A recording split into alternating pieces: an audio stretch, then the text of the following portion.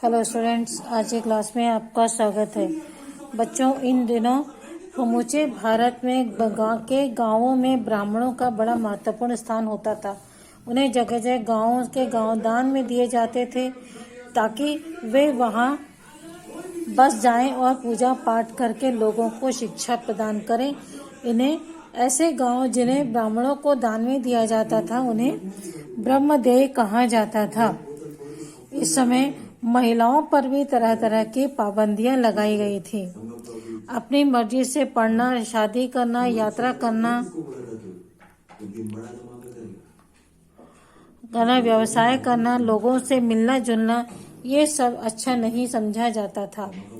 इन्हीं दिनों छोटी उम्र में शादी करवाना अर्थात बाल विवाह, पति के मरने के बाद पत्नी को भी उसकी चिता के साथ जिंदा जलना अर्थात सती प्रथा, पति के मरने पर दूसरे आदमी से शादी पर रोक आदि बातें फैल गई थी।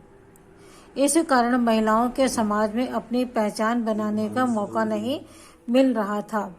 ये बातें केवल उच्च जाति के लोगों तक ही सीमित नहीं बल्कि कई साधारण जाति के लोगों भी इन बातों का अनुकरण करने लगे थे। आगे जाकर हम देखते हैं कि महिलाओं ने इन बातों का विरोध भी किया था। छत्तीसगढ़ के रतनपुर में महामाया मंदिर के समीप बड़ी संख्या में सती चौरे मिलते हैं। इनसे इस क्षेत्र में सती प्रथा के प्रचलित होने की जानकारी प्राप्त होती है। प्रत्येक वर्ष माघ पूर्णिमा को यहाँ मेला लगता है। इसे अटा बीसा का मेला भी कहते हैं। वर्तमान समय में बाल विवाह और सती प्रथा जो है कानूनन अपराध है। बच्चों, उस समय महिलाओं पर बड़ी पाबंदियां लगाई जाती थी।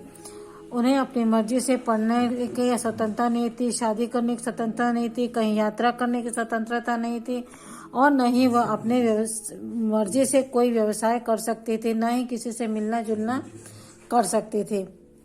और इसके साथ साथ उस समय महिलाओं की छोटी उम्र में शादी करना, जिसे बाल विवाह कहते हैं, पति के मरने के बाद उनकी चिता के साथ जिंदा जलाना अर्थात सती प्रथा और पति के मरने के बाद दूसरे व्यक्ति से विवाह की शादी पर भी रोक लगा दी गई थी। इस प्रकार की बातें न सिर्फ उच्च वर्ग की जाति व्यवस्था में बल्कि आम लोगों में भी यह बातें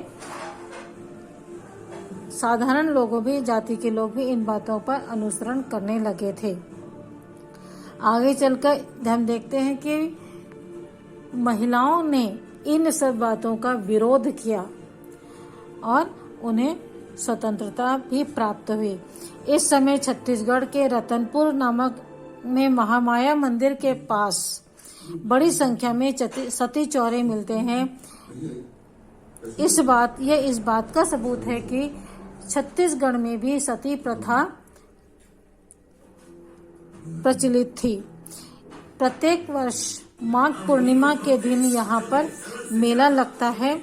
इसे अटा बीसा का मेला कहते हैं। वर्तमान समय में बाल विवाह और सती प्रथा कानूनन अपराध घोषित किया गया है। शहर एवं व्यापार। हमने देखा कि इस काल में खेती करने वालों की संख्या जो है बढ़ गई थी। खेतों का विस्तार हो रहा था और छोटे छोटे गांव भी बस रहे थे। इन गांवों में के बीच आमतौर पर कुछ छोटे बड़े शहर भी विकसित हुए थे। ये मंडपिक या मंडी होते थे। यहाँ दूर दूर से व्यापारी सामान खरीदने व बेचने आते थे। इनमें अस्थायी दुकानें या वीथियां भी होती थी जिनमें कई तरह के कारीगर जैसे बुनकर, कुम्हार, पत्थर तराशने वाले, बढ़ई, सुनार आदि रहते थे। अक्सर ऐसे शहरों में राजा या सामंत भी रहते थे जो बाजार से कर वसूलते थे। शहर के व्यापारी, कारीगर या राजा भव्य मंदिर बनवाते थे और उनमें पूजा करने व त्योहार मनाने के लिए दान भी देते थे। इस समय खेती का विकास हो रहा था, इसीलिए खेती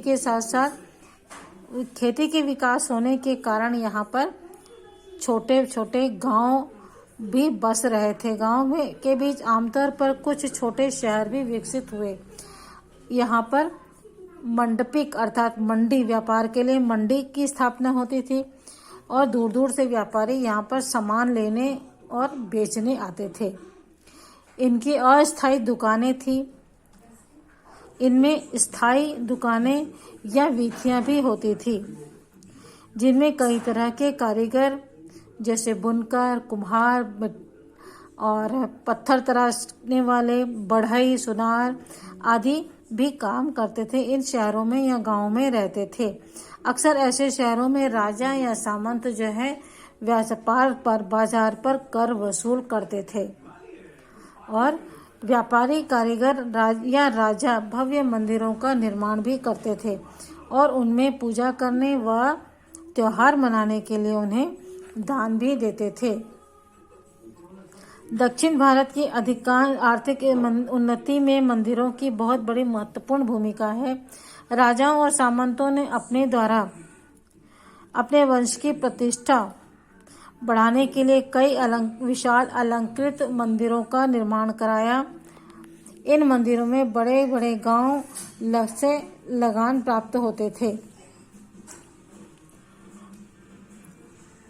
धीरे धीरे इन मंदिरों की संपत्ति बढ़ती गई। इन मंदिरों की व्यवस्था करने वाली समितियों ने धन, व्यापार, व्यवसाय और उद्योग में लगाया।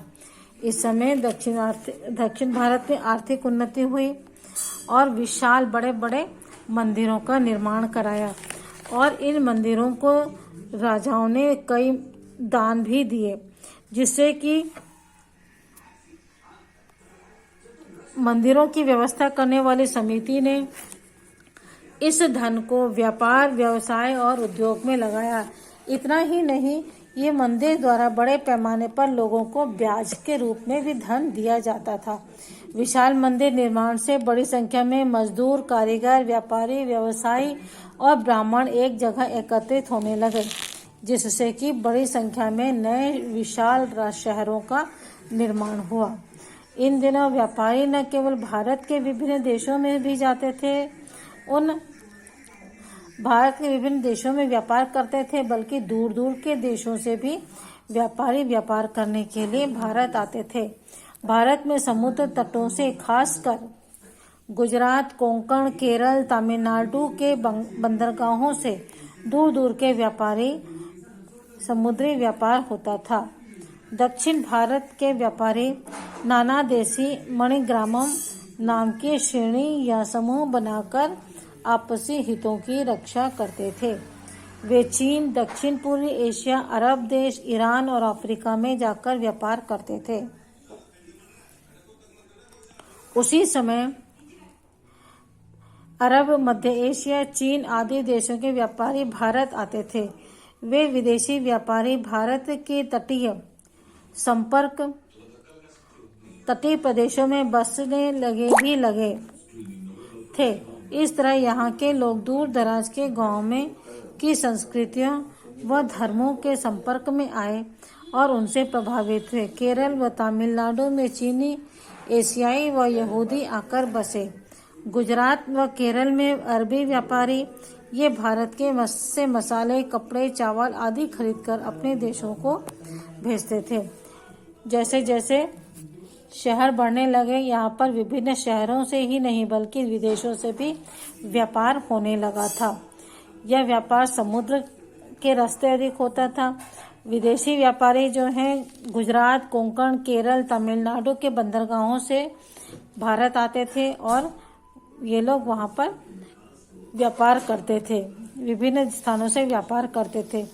उसी के समय यहाँ पर चीन, दक्षिण पूर्वी एशिया, अरब देश, ईरान और अफ्रीका जाकर व्यापार करते थे यहाँ के व्यापारी। उसी तरह